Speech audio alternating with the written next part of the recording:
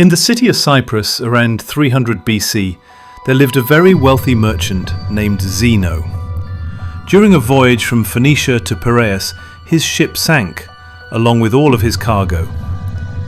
Because of that one moment, a moment completely outside of Zeno's or anyone's control, this very rich man suddenly became poor in an instant.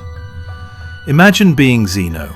How would you respond to losing everything you worked your whole life for, wiped out by the brute force of nature? What's the right response? Would you feel angry, depressed? Would you feel like life betrayed you? For most people, those are perfectly natural reactions, but not for Zeno, the founder of Stoicism. One small moment can ripple for eternity, and one small change in mindset can snowball into bigger, more meaningful transformations over time. The heart of Stoicism is grounded in acceptance and detachment. After reading works by Socrates and other great philosophers, Zeno formed and began teaching Stoicism. According to Zeno, even though we don't control much of what happens to us, we do control how we respond, and we should use that power wisely. Instead of mourning his sunken cargo, Zeno remained composed and steady, calm in the face of loss. Modern misunderstandings of Stoicism. Nowadays, people often see Stoics as emotionless robots, folks who never snap, never worry, never cry. But that was never the original idea. Stoicism wasn't just a label for cold or quiet people. It was a way to understand the world, a full lifestyle, one that has survived for centuries.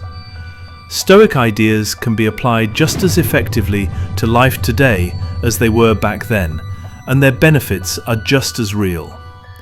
Stoicism teaches us how to work through pain and discomfort and use that experience to gain a more balanced view of life. Perspective is everything.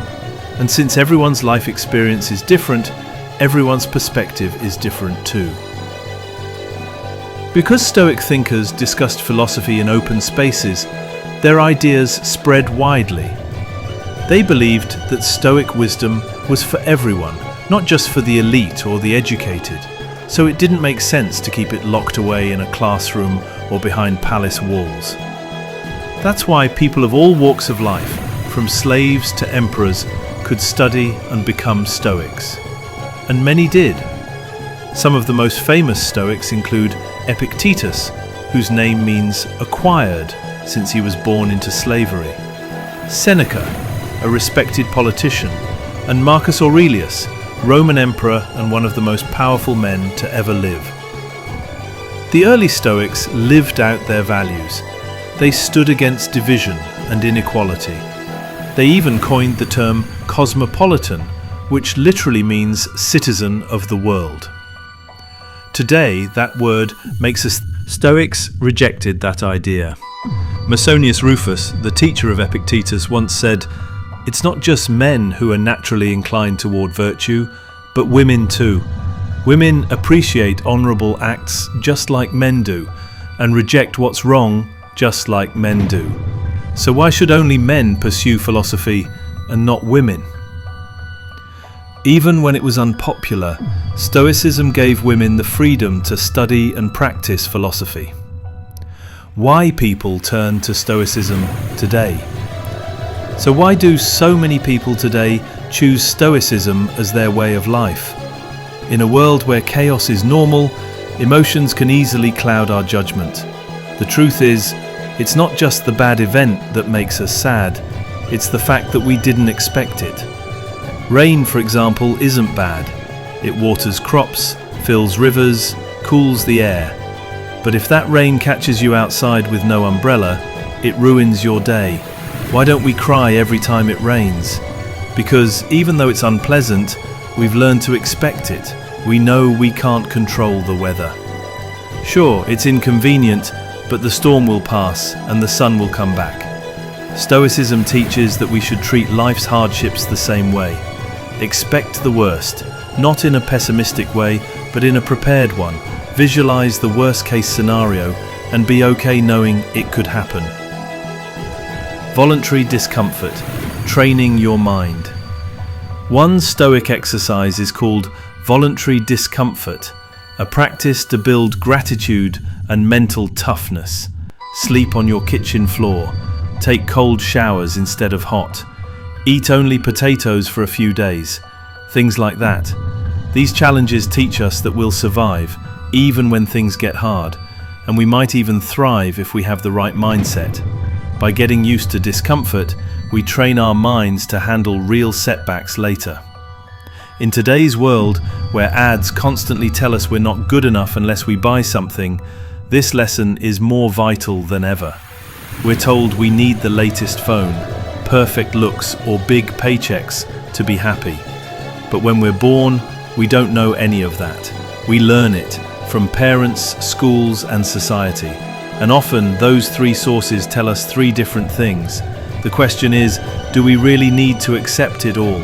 Because if we do, we might set unrealistic goals for ourselves and end up disappointed or burned out. That's no way to live. Instead, we should focus on growing for our own sake, not for praise, not for status. When we chase goals for reasons outside of ourselves, we're usually setting ourselves up for a letdown. Why chasing external happiness backfires? Most of the time when we feel empty, we try to fill that hole with stuff. A nice car, a big house, a new family. Sometimes we want these things not for what they mean, but for how they make us look. But Stoicism warns, if you base happiness on anything external, we should place happiness in who we are, not in what we own. We must aim to stay calm no matter what life throws at us. Because in truth, we can't control most of what happens to us, but we always control how we respond. The dichotomy of control. That's the core of Stoicism, the dichotomy of control. In Epictetus' words, our main task in life is this: to separate what we can control from what we can't. Stoics teach that we should only value what lies in our control. It's good to work toward goals, but to fall apart when they don't happen, that's useless from a Stoic's point of view. Making YouTube videos might not be as intense as ruling Rome, but it's still tough. You need to come up with the idea, do your research, revise it, script it, film it, edit, make a thumbnail, write a title, all before uploading. Everything before the upload is in your hands. But after you hit publish, it's up to the algorithm. Many people judge their success by views and followers, things they don't control.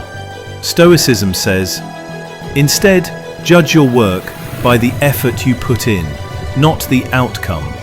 Trust the process. Letting go of excess. Living with less means freeing yourself from society's expectations. Think about someone who's been giving their all at work for 6 months. They think they deserve a raise. They show the boss a solid performance review, but the boss just says thanks and sends them away with no raise. That person goes home thinking they're not good enough. But what if the boss was just having a bad day? Or someone else was more qualified? Or the company was low on money? We don't always know, but still, we feel crushed. If that worker had placed value on the report itself, on their own effort, they would have walked away proud, not defeated. With the right perspective, the goal wouldn't feel lost, just delayed. That shift in mindset is crucial. A real Stoic doesn't define success by money, but by knowing they can be content with very little. The 4 main virtues of Stoicism. The 4 main Stoic virtues are wisdom, courage, temperance, and justice. Wisdom means knowing what's in your control and choosing how to respond. Viktor Frankl said, between stimulus and response, there's a space. In that space, we have the power to choose. Courage is summed up in 2 words: persist, resist. Temperance or moderation is doing more with less, like what we just did, a big idea in a few words. While billionaires chase status, Stoics say wealth means having what's essential and knowing when you have enough.